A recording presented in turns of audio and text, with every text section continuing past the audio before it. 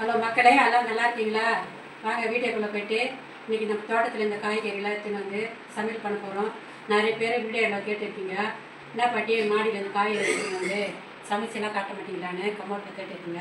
இன்றைக்கி அதான் சமைச்சு உங்களுக்கு வீடியோ போட போகிறேன், பாருங்கள். இது வந்து பேருங்காய் வந்து நான் தோலை வெட்டிட்டு கட் பண்ணி வச்சுருக்கேன். வேர்க்கடலை போட்டு செய்ய போகிறேன். இது பேருங்காய் தோல் துவையல் அரைக்க போகிறேன்.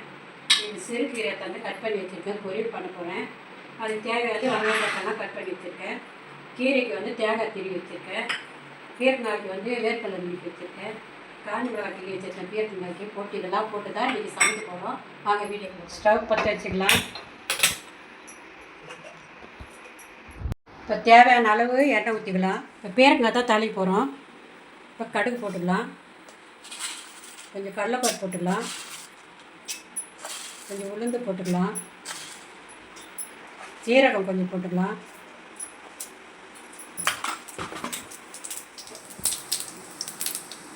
வெங்காயம் போட்டுக்கலாம். உரிச்சிட்டு நல்லா நெசிக்கிட்டு போடுங்க, பார்த்தா வாசனை நல்லா வரும். போட்டுக்கலாம். போட்டோம்னா இந்த தக்காளிலாம் வதங்கி வரும். போட்டுக்கலாம். இதுக்கு வந்து மிளகா பொடி போடக்கூடாது, நம்ம காஞ்சி மிளகா தான் போடணும். அப்போ தான் வேர்க்கடலை போட்டால் நல்லாயிருக்கும். இப்போ பேரக்காயை போட்டுடலாம்.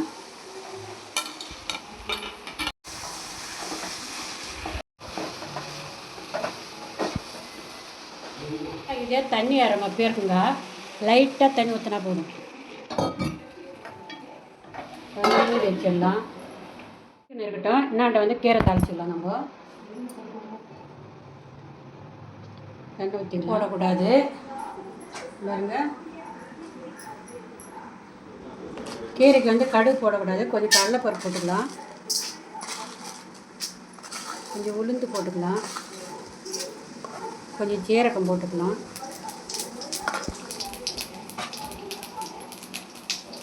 கொஞ்சம் பூனை நெரிச்சி வச்சு போட்டுக்கலாம். இப்போது பச்சை மிளகாய் வந்து பொடிசாக போட்டால் மென்று சாப்பிடுவாங்க, காரணுவாங்க. அதனால் இப்படி கீனிட்டு போட்டோம்னா பச்சை மிளகாய் எடுத்து வச்சுட்டு சாப்பிடுவாங்க. அதனால் கட்டிடுவாங்க. இப்போ வெங்காயம் போட்டோம். இதில் மஞ்சள் பொடி கொஞ்சம் போட்டுக்கலாம் கீரைக்கு.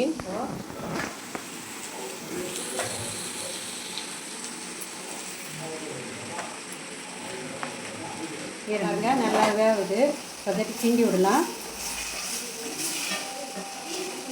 பேருங்காயிலே தண்ணி இறங்க, அதனால தான் லைட்டாக விட்டால் போதும்.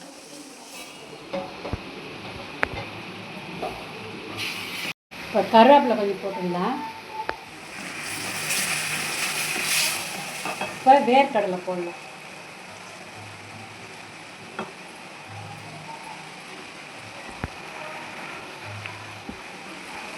இப்போ அதுக்கு கொத்தமல்லி போட்டுக்கலாம்.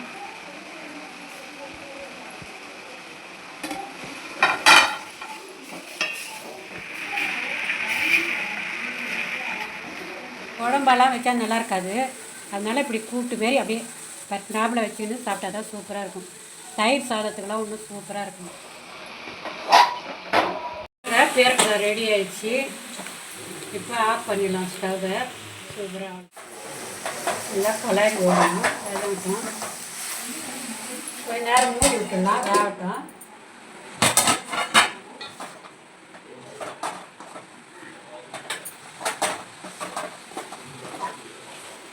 போட்டுக்கலாம்.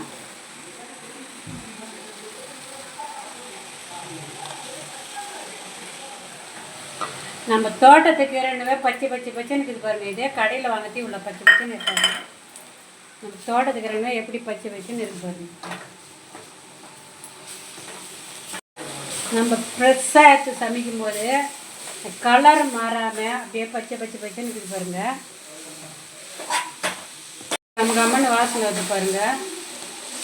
உப்பு போட்டுக்கலாம். பாருங்கள், கீரையும் ரெடி ஆகிடுச்சு. கீரை பொரியலைனாக்கா நல்லா சாப்பாட்டில் வச்சு நல்லா சாப்பிடுவோங்க. எங்கள் வீட்டில் கடைஞ்சாலும் சரி பொரிச்சாலும் சரி கீரைன்னா வேணான்னு மாட்டாங்க. எங்கள் பேத்தி மட்டும்தான் வேணான்னு சொல்லுவோம். பேத்தி பொரியலைன்னா சாப்பிடும், கடைஞ்சா மட்டும் சாப்பிடாது. மற்ற எங்கள் பேரெல்லாம் நல்லா சாப்பிடுவோம். பீர்க்கங்காய்க்கு தேவையான அளவு எண்ணெய் ஊற்றிட்டோம். பாருங்கள், கடலைப்பருப்பு போட்டுக்கலாம்.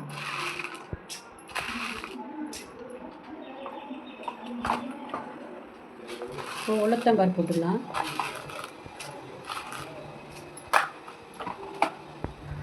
காஞ்ச மிளகா ஒரு அஞ்சு காஞ்ச மிளகா போட்டுக்கலாம். இப்போ பீர்க்கங்காய் தோலில் போடலாம். இஞ்சி போட்டுடலாம். இப்போ தேங்காய் ஒரு 2 கொத்தை கட் பண்ணி வச்சுருக்கேன். இது வந்து தூளெல்லாம் அரைச்சி போடணும், ஏன்னா நம்ம மிக்சியில் தான் அரைக்க போகிறோம். அதனால் அப்படியே கட் பண்ணி போட்டுடலாம். இது வந்து நம்ம எலுமிச்சை சைஸுக்கு எடுத்துருக்கேன். அதையும் இதில் போட்டுடலாம். பாருங்க, பெருங்காயமும் சேர்க்கணும் இதுக்கு. சரி, இப்போ ஆஃப் பண்ணலாம் ஸ்டவ்வை. இப்போ வதங்கிடுச்சு. நம்ம மிக்சி ஜாடியில் கொட்டி அரைச்சிடலாம். கொஞ்சம் உப்பு போட்டு அரைச்சிடலாம். இப்போ தண்ணி கொஞ்சம் ஊற்றிடலாம். தாளிச்சிக்கலாம். அதே கடாயில் கடுகு போட்டுடலாம். கொஞ்சம் உளுத்த மாதிரி போட்டுடலாம். இப்போ தாளிச்சிடுறோம். எல்லாத்துக்கும் தொட்டுக்கலாம். கூழ் ஆக்கி வச்சுருந்தா கூழுக்கு தொட்டுக்கலாம். சூப்பராக இருக்கும் கூழுக்கு தொட்டுக்கு சாப்பிட்டா. நான் கூழ் தான் ஆக்கி வச்சுருக்கேன். எங்கள் வீட்டில் காலையில் ஆனாக்கா கூழ் தான். ஒரு நாளைக்கு அவ்வளோதான் தாளிச்சாச்சு. இந்த கருப்பில் கொஞ்சம் இப்படி பண்ணி போடணும், அப்போ தான் வாசனையாக இருக்கும்.